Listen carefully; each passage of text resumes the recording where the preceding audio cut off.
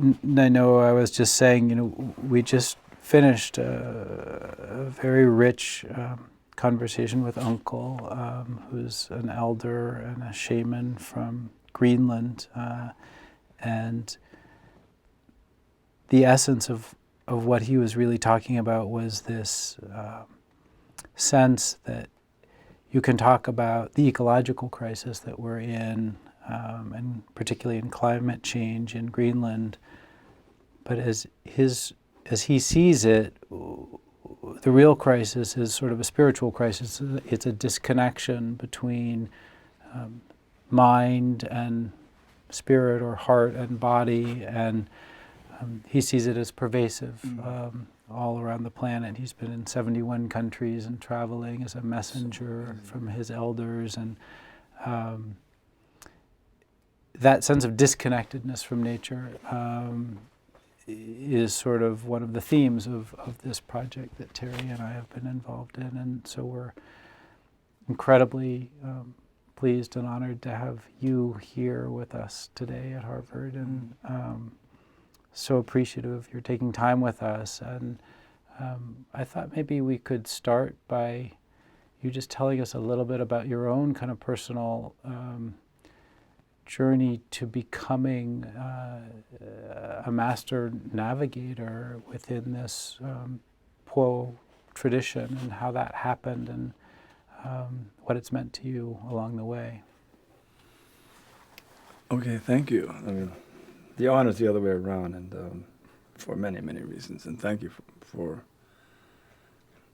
I didn't really expect the kindness and the care and the hospitality. I just didn't expect it. And so from my family, they'd be very appreciative, especially my grandmother, of how well you took care of all of us. And I just do want to say it's just an honor to meet Uncle, even though I don't know him. To kind of visualize connecting Greenland to Hawaii is, you don't imagine that's going to happen, but right now I know that's really important to do. So I think I met a friend today that's going to be very important tomorrow. And so anyway, the question you have is a long story from, because it really begins when I was really young, and I didn't know it. I come from an amazing family that was different than where Hawaii was going. Hawaii was very much about economy. It was very much about growth. It was very much about changing land use to make money and displacement. It's a long story, but the couple of things was there was schools did not teach anything about being Hawaiian, and so that's the first disconnect. My family was an interesting family. My mother, she has this great love for life and every living thing. So in my house, no doors are closed, and the caterpillar matters, and so you are taught really young to know that there's something out there in the yard. It's out in the ocean that's really important, and in the mountains. But my father's side of the family, one of the really influential persons in my life was his mother, who was pure Hawaiian. And make a long story short, she would be the first. She was in that large generation of Native Hawaiians who had children, and essentially said, "We're not going to teach them Hawaiian culture or language or genealogy. It's better that they don't know where they come from or who they are." Because in some ways, it was like this argument, that generation felt that Hawaiian things had no value because it wasn't valued by the larger society. But when I look back at my grandmother and how loving she was to all of us, it was deeper than that. I think she believed that if her son, my father, would want to become who he was, he's going to get hurt in this society. And so it was a health and well-being issue. And the way I know that was because when we were young, she lived in this old house, one valley over from mine, and all wooden. It was dark, and my older brother, my older sister would go. We'd sit on the floor in the so-called living room. Her couch is what we call a pune'e. It's a much larger bed. She would sit there and she'd tell us stories. And the ones that I still remember the images is of her grandfather, who was a master fisherman at a place that near a place we call Makapu on the island of Oahu. There were no roads. You had to go by canoe.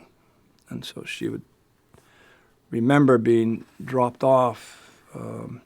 He'd pick her up by canoe and go nighttime up some of the roughest coasts in Oahu at night, and then come in at the first light of dawn into these channels. And when she told these stories about being with him, she would, I remember she would sit up and she would speak to you with great love for her grandfather as an ocean person. That was a huge moment in my life. And it wasn't so much, I don't remember what she said, but I remember how she said it. She said it with her eyes.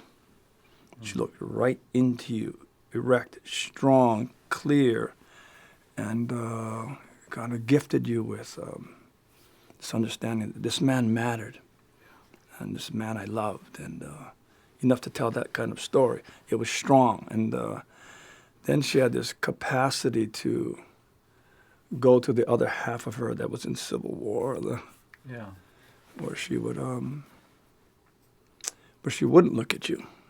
She would look down at the ground. She would slouch. She would weaken, and that was when she would talk about, her education, going to school and being beaten by teachers for speaking first language, and dancing hula and culture, and she went to school called Kamehameha, a school for the well-being of Native Hawaiians, and it was then when she just slouched, she became, and that was the first signal to me of all the product of all of this was, that's the first time I really felt what it meant to be shame, which be seen through our lives. It never goes away, and you never feel good enough, and it's crushing.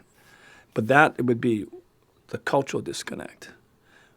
But there's no disconnection between culture and the way you treat the world, the way you treat the environment. It defines you. And so that story's really long. So when I went to school, I was kind of conditioned to understand that I'm not going to do well here. The expectations about being Hawaiian is many things, but you're gonna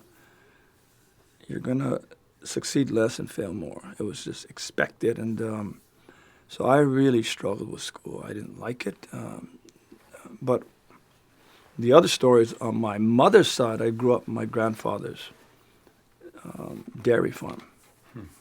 Milking cows. When I was a kid, they would process the milk. I'm so old, they would bottle it, and there'd be someone who would deliver it to doorsteps. There was no Safeways. Yeah. And so community is very small, but the milkman that delivered the milk, he was a Nisei Japanese, second generation, lived in his old house, and my mom and dad would drop us off over there when they were going to be doing something that we couldn't go to, and because that Japanese family was the one that they trusted the most, and this was important because when you walked in his old house, everything was Japanese. You sat on futons on the floor. All of the pictures are all Japanese. You go in and you can smell Japanese food in their kitchen. You take a shower in a fudo, in a bath in a fudo. But when you went outside, everything was Hawaiian. And so he would point up to the mountain and say, these are where the blue spirits come down the mountain. And he would talk about Menehune on his route, if he'd find them. He was very spiritual, and he was the first one that gave me maybe the most important gift to me in my life is about maybe a 4-foot bamboo pole to take me fishing. So he would work all night long, and then when he'd come home, I'd be sitting on his steps with the bamboo pole, and then he would pick me up, no sleep, put him in his old beat-up truck, and we'd drive down to the How old were you when this was happening? maybe 5. Wow, okay. And he would take me down to the ocean, to the miracle of life, because it was the life. Because the ocean then was still somewhat intact. What year was this? oh man, this would have been 1958, 59, but it was then when I went into the ocean and I saw, I was introduced and surrounded by all this life in the water. And so with my mother putting me in the mountains, and Yoshi Kawano, the Japanese milkman, in the sea. And many times I think that, the thing that I've had in my life is I've had the best teachers in the world. But he was the most important because he took me there when I was young. And so then, you start school and stuff goes bad. And so school was everything that I expected. Maybe I was conditioned for it. And all you do is get more and more angry and get more enraged, and it drives you more back to the ocean. So even though when I would graduate from high school, we had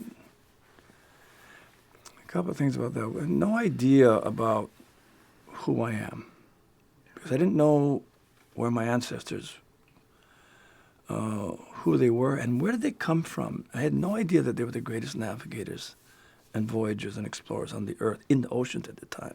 Isn't that amazing?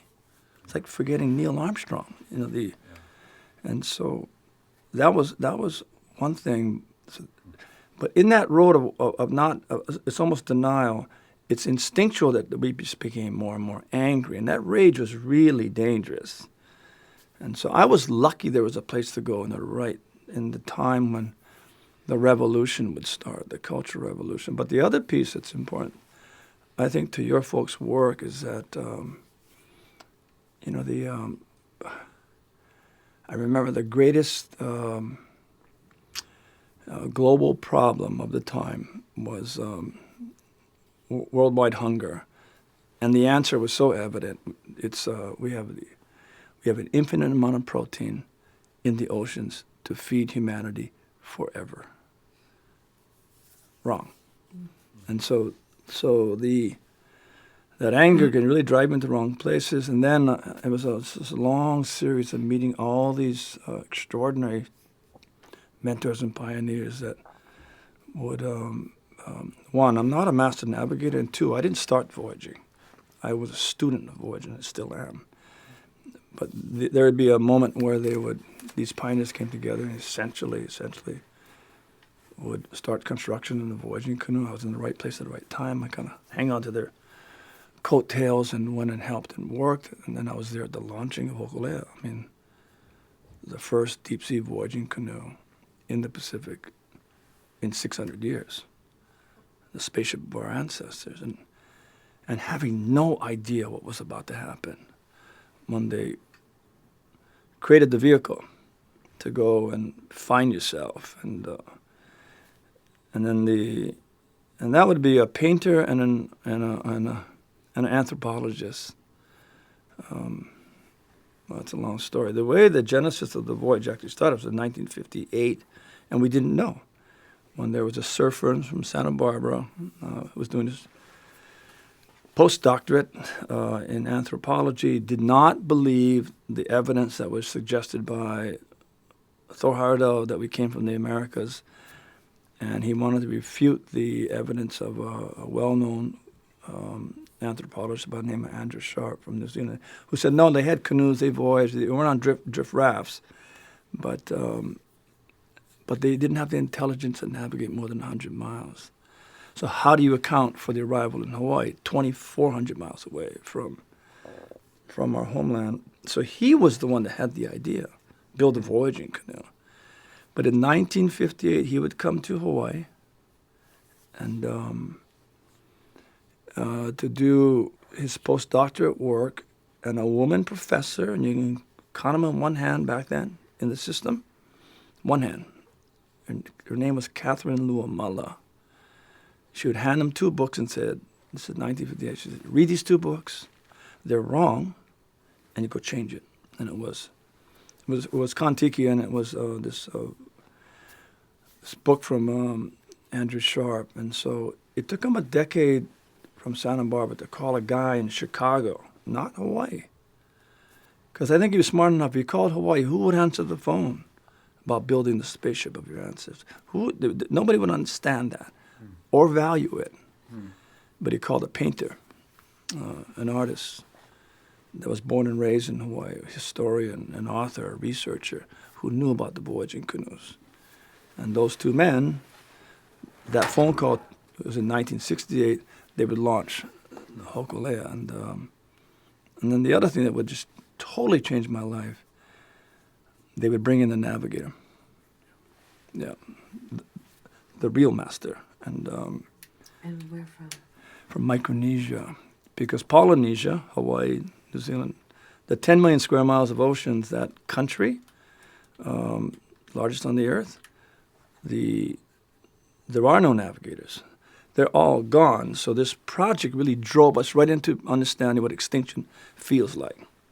They're all gone. So they searched. There was none left. No Hawaiian navigators. No Hawaiians knew anything. Did they have a memory of them? Or, wow. Not that I know of. And so, and today there's bits and pieces of the names. There's bits and pieces of connections to homeland, but there's no clear story left. It's all about putting the puzzle back together. And so, but this individual that they found in Micronesia would be one of the 6 masters left on Earth, and he was the youngest. If this voyage and the canoe weren't constructed in a decade later, it'd be over. We couldn't do it because he wouldn't be strong enough to do it. I mean, going to sea for a month is pretty rough stuff. And how old was this master voyager? He would have been 40. Right. He would have been. Excuse me. He would have been 44, and they would bring him to Hawaii. Oh man, barely speak English, And you met him when he arrived? I wouldn't even go next to him. Really? I wasn't scared of him, but just out of respect, I wouldn't go next to him. And what did it mean to you when he arrived on that shore? I mean, were you already keyed in to how much you wanted to learn from him, or? That's a good question. When Herb Connie, the painter, that's another whole long story, but when he was the one that allowed me permission to go inside of his dream about building a voyaging canoe, sail it toward your homeland, and only use the stars. And so that was when I was first enrolled in kindergarten. You were that young?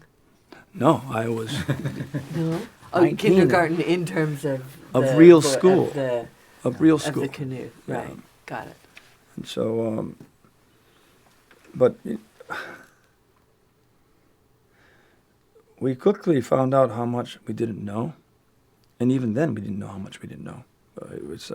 We quickly found out, if you want to do this voyage, how disconnected we are from the knowledge that's needed and the experience that's needed and the ability to conduct this voyage.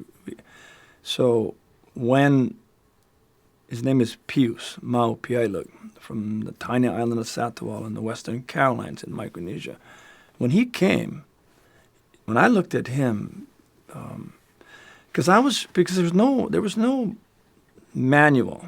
There was no blueprints. There was no nothing to go and figure out this challenge to get to Tahiti. I was just kind of on my own, just finding books. I took an astronomy class, and the professor taught us about the stars, and so you only know what you know, but I keep going back to it. But you don't know how much you don't know, and it's really dangerous on the ocean. And so when Mao came, then I saw someone who would be the miracle worker, who could actually make this work. And so I had so much reverence for him. I wouldn't approach him. I wouldn't touch him. I would just kind of hang out around him. And I remember there was a big circle of crew members repairing damage on our canoe. And before the voyage, the first voyage to Tahiti, and Mao was in the circle. It was on a dusty, dirty dock where we were repairing Hokulea. And there were all these lights that were beaming down on us nighttime. And we sat there, and he's such a quiet man. And someone goes, "Hey, Mao, where's the Southern Cross?" And I was like, then I turned to Mao. I was waiting for the answer. And then he goes, "Oh, it's over here, behind his back." And so I sneak out of the circle. I get out of the lights, and I run down the road, and there it was. I mean, this is just right there behind him. I mean, then you know how connected he is. I can give you a gazillion stories about being connected to nature. Trust me. I mean, he was in a whole complete realm, a whole complete understanding, a whole complete different way to conduct one's life. And it was all tied. Everything was tied to nature. The light of the dawn, or the light of dusk, or the color of a rain cloud, or a squall. I mean, everything was tied to that. And not a watch. I mean, he didn't even know how to use a watch.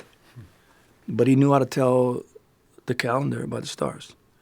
And so, and at that moment in time, he was not only the answer and the savior for this voyage, he was this extraordinary teacher, even though he's very quiet, and he was the only one that could make this work. And he knew it. And how did you know, or when did you know that you wanted to do that? You wanted to be a navigator? And what was your way in?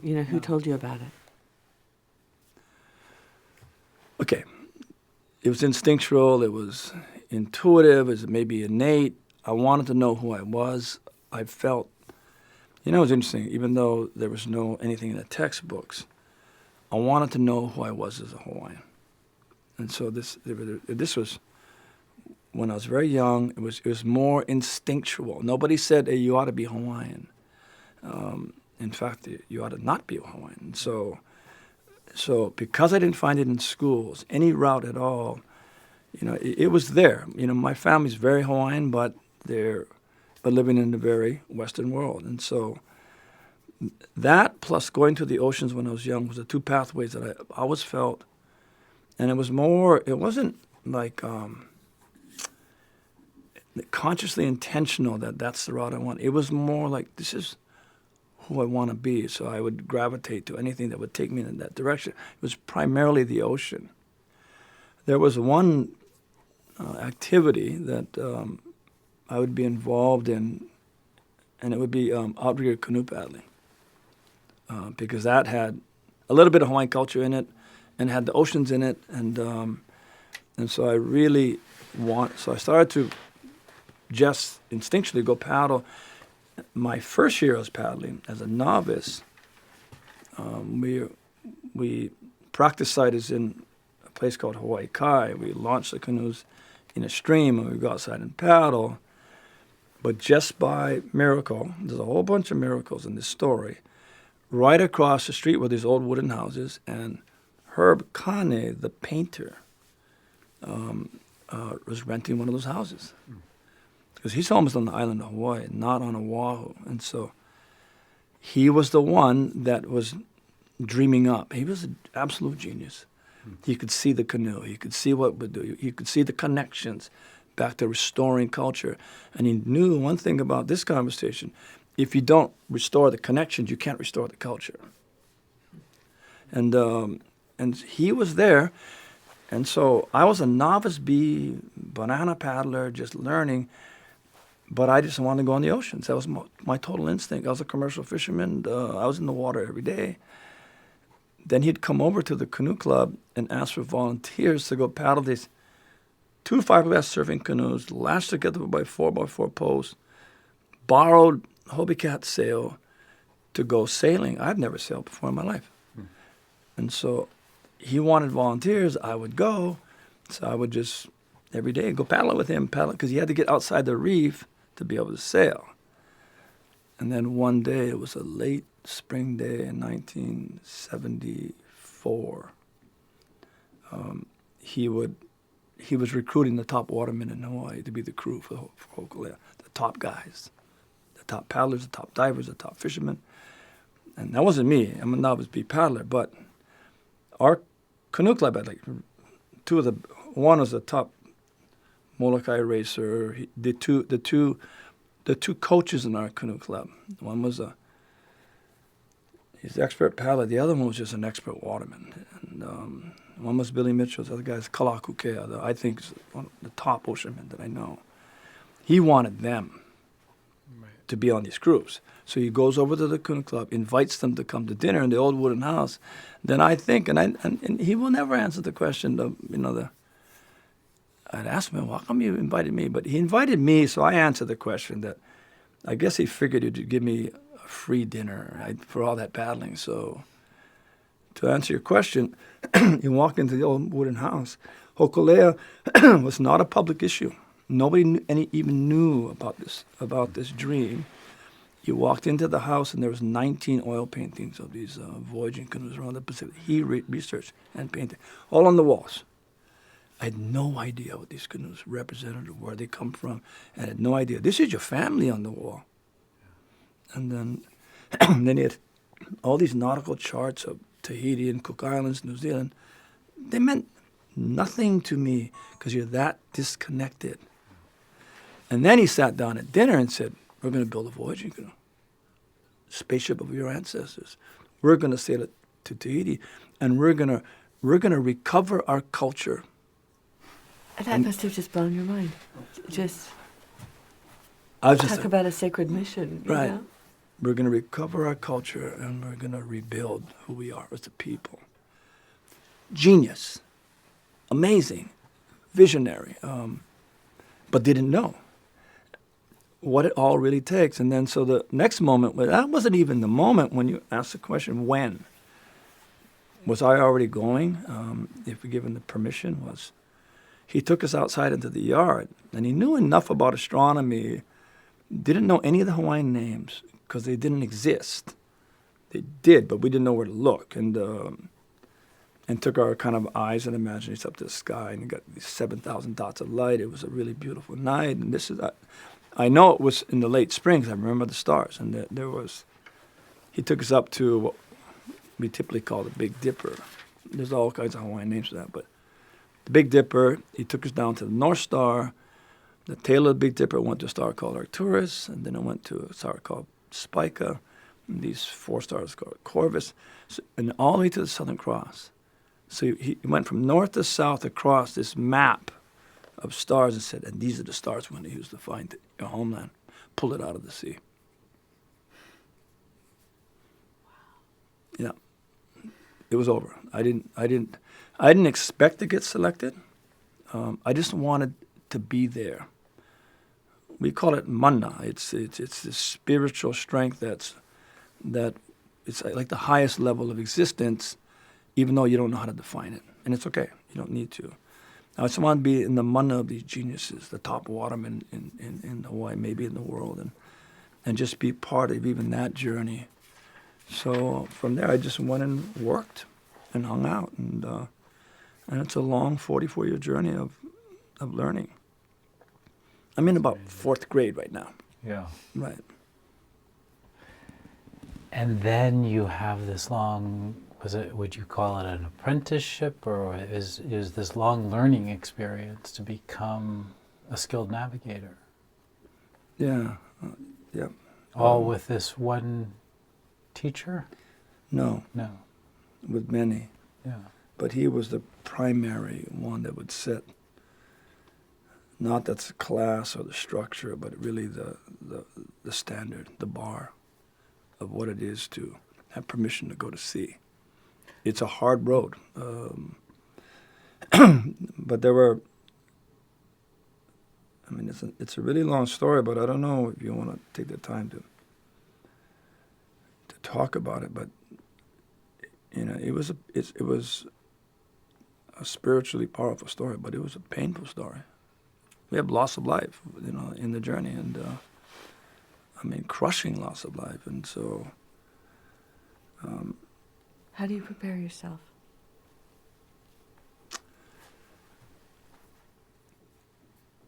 There's a personal permission. One's physical. You need to get strong enough. You're going to be up 20 hours, 22 hours a day. You only know where you are by memorizing where you come from. You cannot look up at the stars and get a position. You can't tell longitude. So you got to memorize every speed and heading and time with nature. So all the things that we use, right? You don't have it anymore. So that requires this. At a minimum, watching nature and making 5,000 observations in 24 hours, at least. And then making 500 choices about what nature's telling you in order to know where to go. But one is to know where you're going to go. The second is to be able to go there, and that's trimming sails, steering left and right, and moving weight,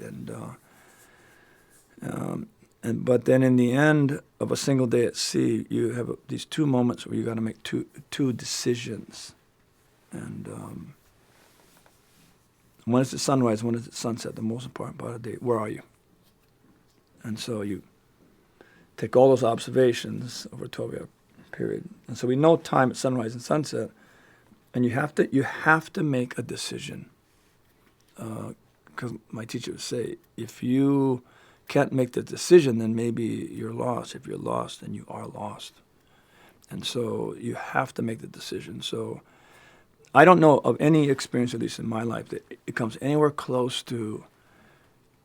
It's not about reconnection to nature. It's being so much a part of nature to be able to do what you're going to do, what you're asked to do in the challenge. So you're forced into that relationship. And in the beginning, it was really hard. It took decades for me to feel that you can internalize all of this time on the ocean, in the things in the ocean, to be able to trust it enough that you don't have to do all the kinds of mathematical stuff in your head and all the science stuff. That's how we teach. Because in this disconnection, well, that's when, a story would be that I think is important. I'm jumping all over here historically, but Mao did two giant miracles. One was find Tahiti, 1976. Take this island, pull it out of the sea, 2,400 miles away. And if you were to imagine that you're standing on Waikiki Beach, think about how difficult this is. And you try to imagine looking at the horizon, because it's over the horizon, that the eastern shore to the western shore, the width of the island is less than 1 degree. And do this with nature. And there's other signs, of course, seabirds and other islands that you can weave through down in that area, but that's how complex the job is, and nobody did it in 600 years, and even for Mao to understand what he did, you need to imagine that this canoe, when he was asked to become the navigator of this voyage, was before Hokulea was finished construction. It doesn't even exist. So they asked him, well, will you navigate to Tahiti? He didn't know where Tahiti was, and so you're asking him to take a voyage 6 times longer than anyone he's ever done, on a canoe 8 times bigger, with a crew that wasn't selected, and a canoe that wasn't constructed. And then you would cross the equator, and you would lose northern stars, and now find new stars you've never seen before in your life. And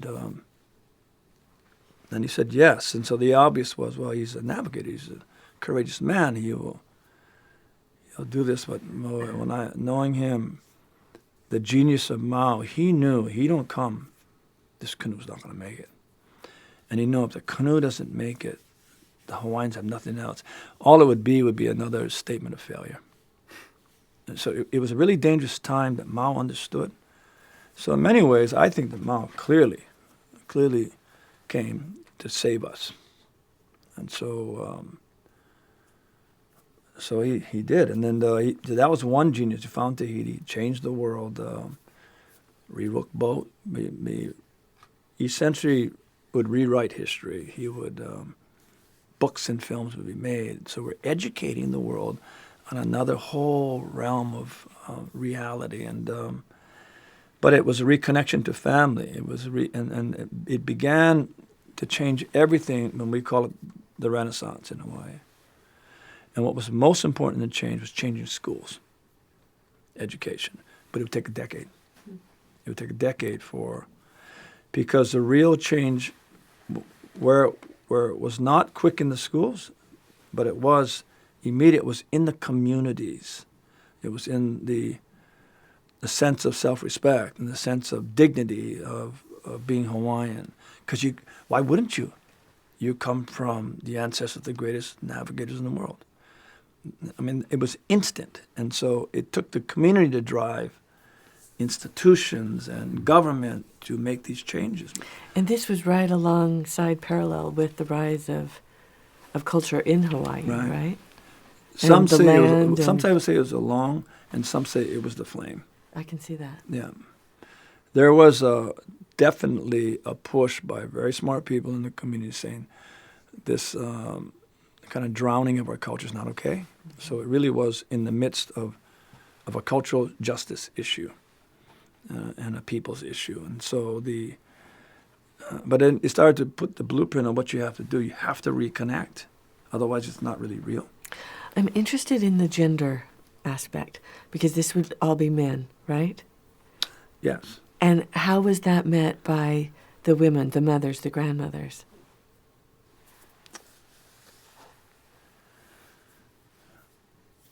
I don't remember there was any opposition to those choices. There was no. I don't mean opposition, but just the power of the women. Right. And the dialogue, the support, the carrying of the stories. How that infiltrated culture. I think it was expected. And but do know that the 17 down crew members went on the voyage from Hawaii to Tahiti. They were all men. Yeah. Then I came back from Tahiti to Hawaii without Mao, because that's a whole other story. But there was 2 women, but they was treated that way. In the newspaper, I remember saying, 12 men are going to bring the canoe back and 2 women. Mm-hmm. And so it was deeply ingrained, and so it surfaces, right? I'll tell you a story, though, that I think is important with Mao, his genius, because at that time there'd be signs like "No women on the waka site." I mean, you can't even go in, and no women, like in Mao's island, they can't go in the men's house, they can't touch the canoe, they can't learn a star. Wow. Yeah, these are the kapu, these are the rules, these are the boundaries. We had a huge problem in Hawaii because with Hokulea over the years, just making a long jump ahead, and it was really driven by our elders saying, this place of learning needs to be free of everything, every boundary. So let's make the criteria really, really simple. Come to learn, come to work, come to share. So there's no boundaries with us with Hokulea. But the question came on when 2007, Mao has diabetes. He's very sick. He decides to put a handful of individuals into their sacred graduation called Po, and which is like breaking all the rules. I mean, because navigation knowledge is power, and it's sacred, and it's held. It's fiercely held. And it's and given to the wrong. It's also the way that we define it, because we have a lack of any better English word. It's like giving someone magic, and magic can be used dangerously. So the reason why he did that goes back to the year 2000 when he comes to Hawaii. We know he's sick. We're bringing him back to get medical care. And we sit down and we go talk all night long. 2:00 in the morning, he goes, just out of the blue, he just goes,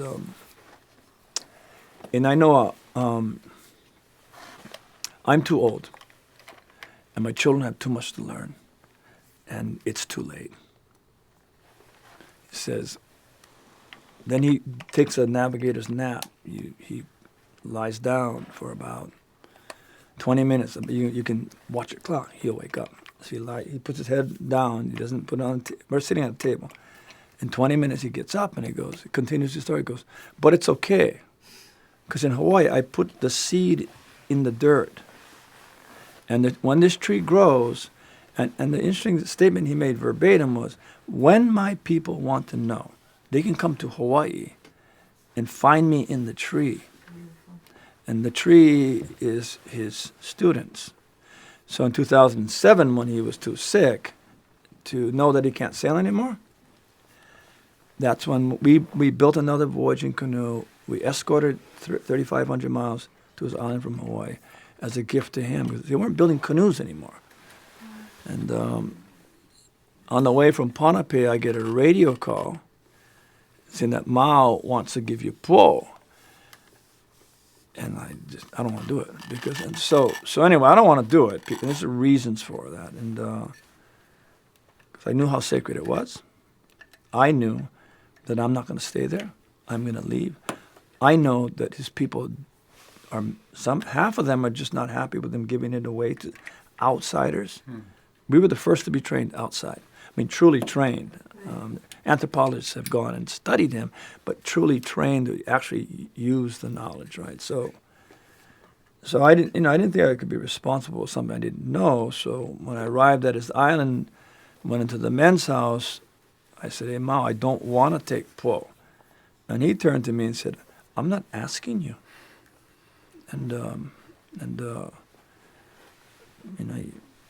so I said, "Well, okay.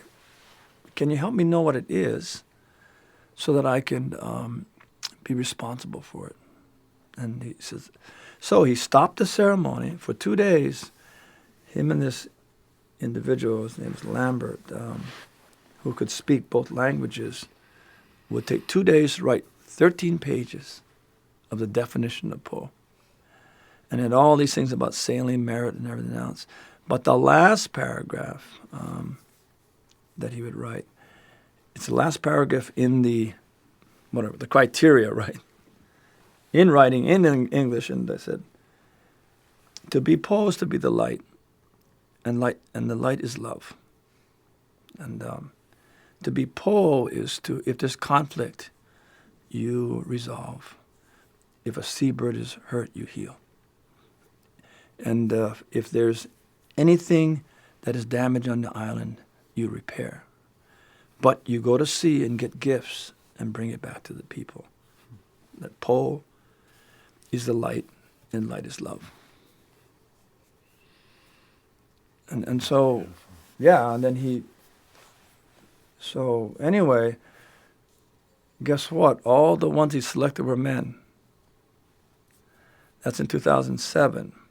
The problem is we have all these amazing young women in Hawaii that meet the criteria because there's no gender boundary.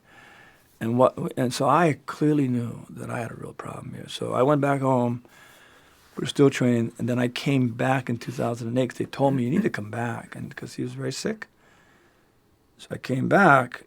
We chartered a ship out of Chuuk, and we anchored, and then I was meeting with him. He's such a renegade that he actually moved his house to the other side of the island from all the chiefs and everything else. And they called it Waikiki Beach, too, and just to irritate everybody. So anyway, I go sit with him. But he knew and I knew it would be the last day I'd see him. This was a day before we were going to depart back to Chuuk at sunrise the next day. And so we don't talk about, we don't say goodbye. We'll see you on the ocean. We'll see you when we see the seabird. We'll see you when we look at the stars. You'll be there. And so this was a way to allow me to go. And so, but at the end of the meeting, I was holding on to this question. And I remember he was sitting on his plywood bed inside his house. It was hot and dark shadow, and I was sitting with him, and I said, "Hey, Mom, can I give po to women?" And he turned at me and looked at me, and he just said, "No." That's the first rule ever that he would never break. No. And I never asked him again because the way he answered me. You don't answer me that again. Don't give me that question. And I was stuck. And so I went back, and we're leaving at dawn the next day.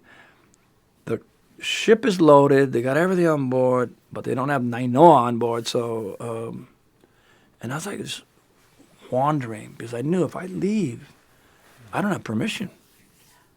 And so I was like just aimless on the beach. Just kind of walking in circles. They're yelling at me. I know. And I just remember just pushing away all that sound and running. I just ran, and the more I ran, the stronger I got. I ran all the way around the island, back to his house. And there he was in his old house, no windows, no screen or anything, and he's sitting on his plywood bed, that dark silhouette. I go in, he was waiting. And so we talked again, repeating ourselves, right? We're repeating ourselves. We're kind of not saying goodbye. But there's really nothing else to say. And with him, if you don't have something to say, don't say anything, And, but then it was time to go. This guy, maybe the ship left me over there. I don't know. But right before we were going to leave, he goes, "Hey, Nainoa, you want to give po to the wahine?" And I said, "Yes, it's the right thing to do." He goes, "Up to you." Genius. He can't do it, but I can. Yeah. Authority. Yeah. And outside the door is one of your top navigators in the world. Young, powerful, 2,900 miles from Hawaii to San Francisco, halfway to the North Pole. Really, really, really hard voyage, and captained and navigated it. And she would be arguably the only woman in history that's done it that long, that did both, captain and navigate. Maybe since we know of the story of Pele, the goddess of fire, who would find the Hawaiian Islands. What's her name? Lehua Kamalu. I have to ask one more question, and I know the time, but what do you do with your grief? I mean, you talked about how hard it is, the losses that you see, that you didn't know how much you'd lost until you were there and saw in the elders. Right. So what do you do with your grief, Nainoa? That's a good question. The anger and the rage never goes away. It's just getting up and following your sail plan of your beliefs and your values and what matters. We need a new renaissance. Exactly what you're talking about, Sam.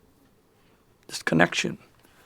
Otherwise, we run the great risk of just continuing to ruin the only island we have until a point when we figure out that we've crossed the line, right? The boundaries, the tipping points, and then find out it's too late to restore. And I'll say, because think about it, if Herb and Ben had launched the canoe a decade later, Mao may not have been strong enough to do the voyage. We had nobody else on the planet to go to, because he was the youngest. Yeah. And so I know what extinction feels like, but I know renewal too. Why I'm here is because we needed to build a global voyage of reconnection and restoration. We call it Malamoho Nuit. You call it planetary health. It's the same thing.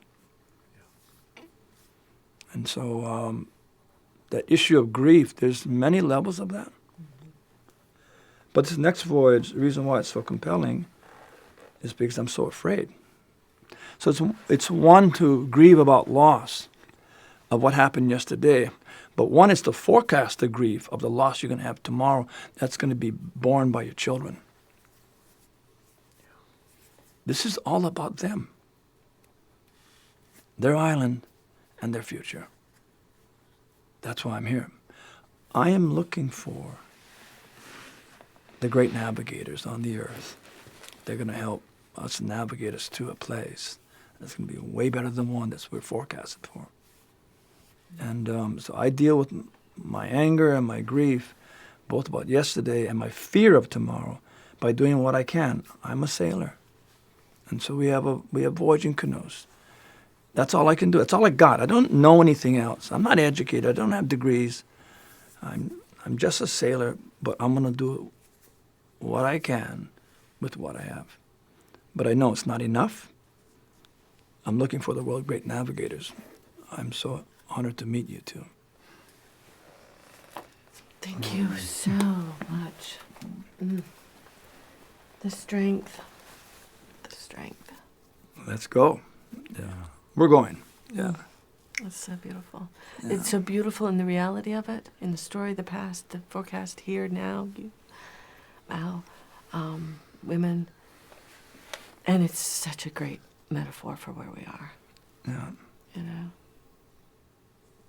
Well, in the sort of sequential nature of these journeys, I mean, you describe a journey of self-discovery, which had to happen first, and a journey of cultural discovery, which had to happen second, and now something that transcends certainly self and also culture. It's a journey of sort of creating a new global identity, a new course.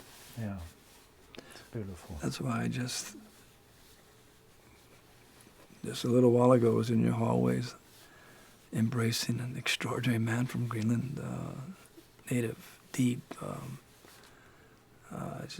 That's what we're hunting for. That's what we're searching for, these inner relationships. You know? When I walked by, we had not met, but I saw you both with your foreheads together. I thought, I felt it was such an intimate moment. I felt I shouldn't have seen it, but I did. And it was like seeing two continents come together. It was like continental, not drift, but, it was, I felt that power. I want to ask him to come to Hawaii. Our community in Hawaii is moving. I mean, Are you on Oahu?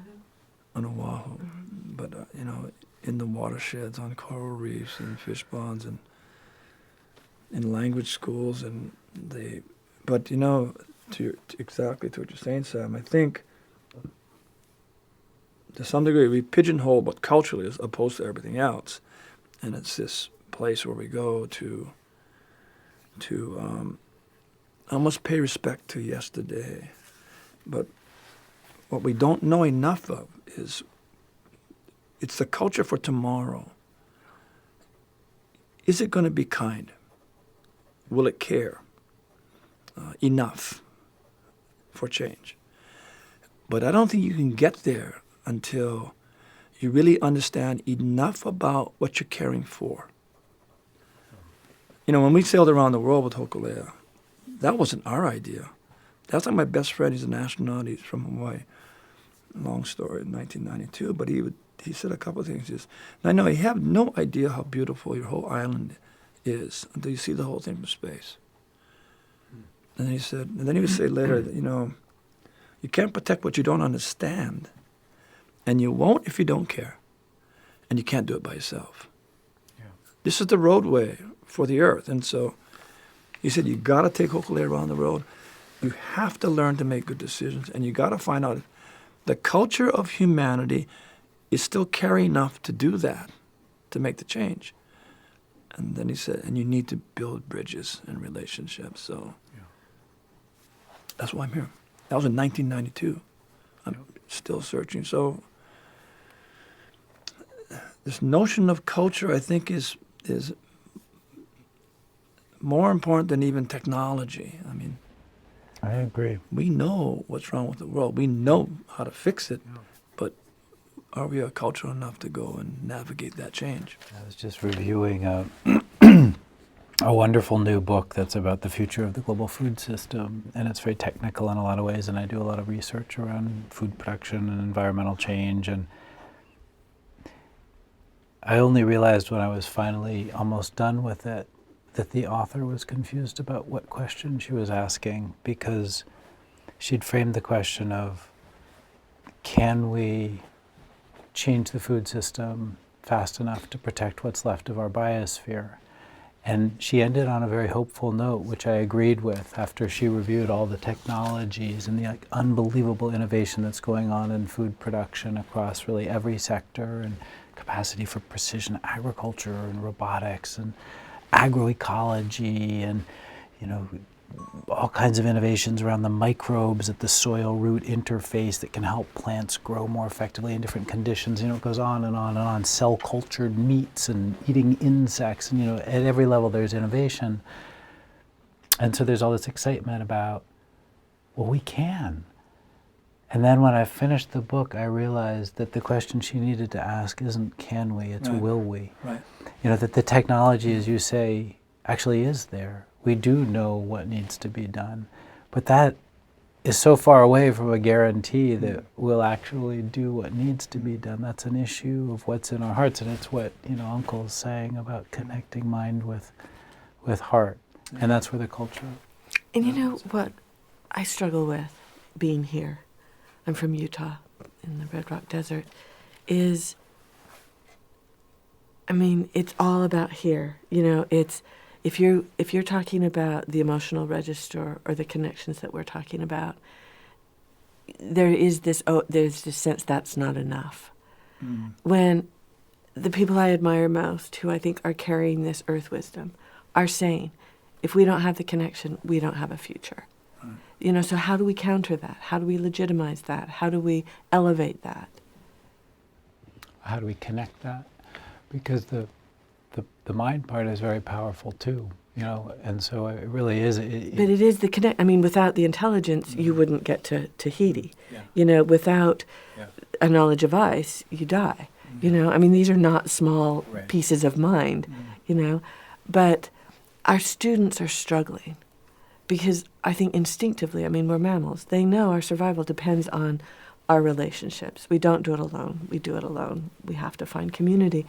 And yet there's no real support from our institutions of higher education. It's bloodless language. You read papers. My students go, really? Can I use the first person? Can I tell my story? Can I begin to think about my origin story, my sense of place? I'm not supposed to do that. My daughter came home from her first science class, and her first lesson in her first science class was never use the first person. That's right. I was so mad. I had to call up the science teacher and say, you know what, I'm a scientist. Please don't teach my daughter that she doesn't have a voice in her science. And that's what it was about how to write a lab report, right? Yeah. And so, do we care enough to change? Can we love ourselves enough to change? If you're told to remove yourself from the conversation, then you don't exist. Who are we? And I think that's what's so compelling. One of the things of what you shared with us is you had to figure out who you were first. Right. And that led to everything else. Nothing else would make sense if you didn't. Yeah. Against a culture that said you don't exist. Right. Or we don't want you to Right. understand your origins. Or you're this other thing. Yeah. And I keep thinking, the backdrop of all of the cranes, the skyscrapers, the money, the real estate, the loss of the birds, and what you were in the midst of. Right. There's also something, and I don't know what it means, but there's something incredibly powerful to me about so many of your teachers not being from Hawaii. The Kane was who came from Chicago, who was from Hawaii, but was sort of an expatriate, and the Japanese, fisherman, and the Micronesian navigator. But you pieced it together from outside. Which is so powerful, especially with our students, because there is this mode of purity. I had a long conversation, I've talked to Sam about this, where she said there is no we. Because your we oppressed my we, and we do not exist. And I said, what about climate? And she said, not my problem. That's a problem, And you're saying it's from all over, Right. In that common vision. And it was a really challenging time because, there were those in the Hawaiian community legitimately were saying, no, this canoe is ours. I'm sure. And it's for our eyes and our touch only. Yeah. Because we're afraid someone's going to take that away too. Right. And so, but it was these early geniuses who said no. You know, And border crossings and rule No. breakings, yeah. but also respect for the rules so that you had to come back and Mhm. to ask the right question. Mhm. Do you want this changed? Right. Yeah, it's so beautiful. We better adjourn Lunch. because I know you have a lunch plan and I have to go pick my daughter up. So And I think we're going